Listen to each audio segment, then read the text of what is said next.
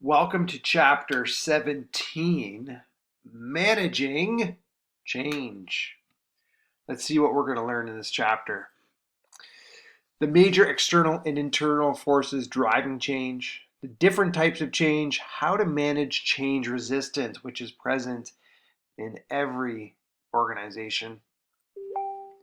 The Lewin and Kotter's change models, how to assess the need for change, and group and individual OD, organizational development interventions. Let's not waste any more time. Let's jump in. Okay, in past, organizations could succeed by, having one dominant characteristic. Maybe it was the quality of their work. Maybe they're very reliable. Maybe they were known for cost. Maybe they're the cheapest product kind of on the market. But in this current age, organizations must change in order to survive. They must adapt, they must be flexible, they must respond to both internal and external changes in order to succeed because it is a competitive global market. So some changes will be external, meaning they come from the outside and they force the organization to change. And on the other hand, other ones arise from inside the organization. Some are planned change, so it's deliberate and it's decision making, and they say, okay, listen, we need to improve this part of the organization. Let's put a plan in place and do it over the next couple of years. And other changes are unplanned. Right things happen that impose changes on an organization that they did not plan for, that were unforeseen. COVID-19 has changed so many organizations in so many ways, and obviously those were unplanned changes. No one was planning to go through the changes that we did this year. So the major external forces of change are globalization, workforce diversity, technology changes which are happening all the time, and then managing ethical behavior. The internal changes, on the other hand, are more recognizable, right? You might have a decrease in effectiveness in a part of the organization. Maybe you didn't make as much money in a certain quarter. So that's going to motivate people to change things internally. And a lot of these changes that are going to be changing internally have to do with workforce, right? There is an increasing number of people who want to work from home, who would rather switch jobs, switch organizations than continue to commute to their work back and forth every day. So that is something that will be really interesting as the next few years unfold here, and we see what further changes are going to occur in organizations. Okay, so organizations face different types or maybe different degrees of change. Some are small scale, and these are incremental, right? If you look at the bottom of the arrow there, these incremental changes happen as they begin to refine processes. Maybe they start or stop a certain procedure in the organization, or there's a modification in technology that they need to adapt, or a new technique that they might use in production. And all of these are incremental changes, like very small changes over time that you don't really notice. Maybe you show up to work one day and they have, I don't know, made an update with the software that you use. Really, it's not going to change your day to day very much. On the other hand, there are sometimes radical or revolutionary changes, and these describe significant shifts in the company's products, practices, or maybe even the culture. And radical changes can be strategic, as you can see in the middle of this arrow, meaning that they've planned it out and the old state or the old way of doing things is no longer going to apply. They're going to have a new way of doing things that is controlled and deliberate, and they're going to roll it out according to a schedule and maybe a series of small incremental changes that's going to lead to a strategic shift. And then you have transformational change, where an organization moves to a radically different model. And that happens when maybe let's talk about the way you used to watch movies. You'd have to go down to a rental store and you would have to pick up a movie and bring it home and put it into the VCR or the DVD player. And there's been radical changes in the way that people watch movies because now the vast majority are streamed online and on demand, and they have them when they want. So that is an example of an organization having to make a transformational change, which is radical, very quickly if they want to adapt and kind of survive. Okay, change agents. The individual or group that introduces or manages change in an organization is known as a change agent. Change agents can be internal, such as managers or bosses or employees or supervisors, or they can be external. Maybe they hire a consultant or an expert to come in from the outside and save the organization by making certain changes. So there are advantages to making changes internally or using someone who knows the organization to make the change. And some of the advantages are that they obviously know the history of the organization, they know the political situation in the organization, and they have a good sense of what the culture is. And because they live with the results of the change, they have to make sure that they're doing it with great care because they're going to be around after the change has been made.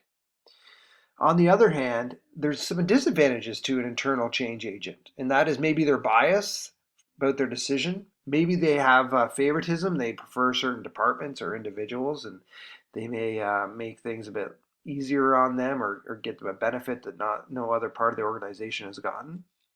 And then we have external change agents. This could be, as I said, an individual or a group. And there's a number of advantages to using someone from the outside. They bring an objective view to the organization.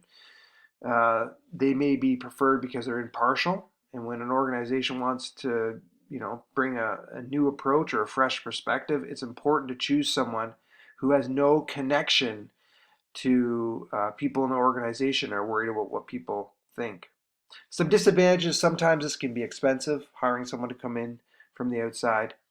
And then another disadvantage is they're not really familiar with the organization's history, culture, or the politics, as we talked about for the internal option. So there's a number of reasons why people resist change. And it's natural. People get comfortable, they like their jobs, they feel like they're humming along, um, and then they want to shake things up. So people are not really motivated to make change because really it's self-interest. They don't want to go through maybe learning a new skill or doing something a different way. And it's really a natural response. And human beings like routine, they like patterns, they don't like things shaken up on them all the time. So it's really important to gain the employee's commitment to making these changes because if not, they're just going to sabotage it from the beginning. So some of the reasons that people resist change, or at least the most common reasons people resist change, is they fear the unknown. They don't know what the change is going to bring. They fear the loss of the way things used to be. Maybe even the loss of their job. They're worried that robots are going to take over a certain software. Some are afraid of failure. They think that they're not going to succeed in the new model. Some people are worried that it'll disrupt their interpersonal relationships. Maybe they love the people they work with, and they know that once the changes are made, that's going to change. Maybe there's politics in the organization that sway power over certain aspects of it, and therefore these politics are going to prevent a change. Um, Culture, assumptions, and values. There's certain cultures that don't like change. Interestingly enough, your textbook says that Mexican and Greek cultures, for example, are highly resistant to change and uncertainty. So, depending on the cultural, some cultures are more forward thinking and they're always striving for innovation and change, and other ones are more traditional and it's more about having traditional values and not wanting change. And so in this slide, we've described several sources of resistance to change, and the reasons for resistance are as diverse as the workforce, right? We don't really know, depending on the culture, the country, the society, and the workforce, what challenges that leaders are going to come up with, but they have to be open to dealing with all of these, right? the fear of the unknown, the fear of loss, the fear of failure, the disruption of interpersonal relationships, personality and justice issues, politics and cultural assumptions and values. So these are the 7 most common resistance to change. So how do we overcome it? How do we get past these and succeed as a manager or a leader or an agent of change within our organization? So traditionally, in organizational behavior models, they've seen resistance as something to overcome, right? That you're going to run into it no matter what, and it's like a brick wall or maybe a fence that you got to get over, around, or through. But more modern models or theories say maybe trying to prevent it from the beginning, right? To be proactive is a better approach. And so, how do you do that? And the first one is communicate. Communicate is essential to effective change, right? People want to know what details are going to change. They're going to want to know the timeline. They're going to want to know what information they need to kind of alleviate some of those fears, right? Because if they don't get the information, then rumors are going to start in the organization. And as those rumors start, misinformation spreads. So communication is a huge piece. You have to let people know what is happening, why it's happening, in the timeline. The second piece is participation. If employees participate in establishing the change, they have ownership over it. They feel like they're part of it. It also guarantees that they're informed with what's going on, with what and how and why the change is happening. And as this happens, it really reduces the uncertainty and maybe even increases the commitment to the change. So participation is another huge piece. And the last one is empathy and support. So this is another strategy that really, as people's jobs get shaken up and as things change, you have to provide a certain level of empathy, saying, listen, I understand it's going to be difficult. I understand you're going to have to learn a whole bunch of new skills, and I'm here to support you. And I'm going to offer you support every Monday at 2 o'clock. I'm going to come in, maybe we're going to do a workshop. I'm going to answer any of your questions. So the other key is to offer empathy and support. Okay, what's this force field analysis? Really, it's based in Lewin's model.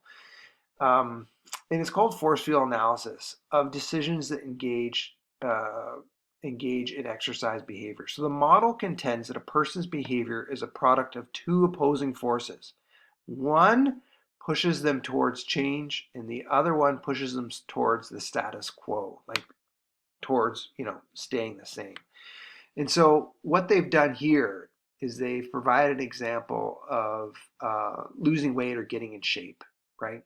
So the forces of change are maybe you've gained some weight, maybe you're minimally passing a treadmill test, so you're not you're not in shape, you're feeling lethargic, you have a family history of cardiovascular disease, and you're finding the job physically hard. So those are kind of the forces that are changing, right? The forces that are requiring you to kind of get up and make some changes here.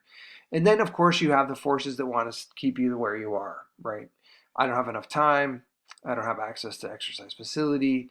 My spouse or the people I spend time with hate to exercise. I have no interest in activities or sports.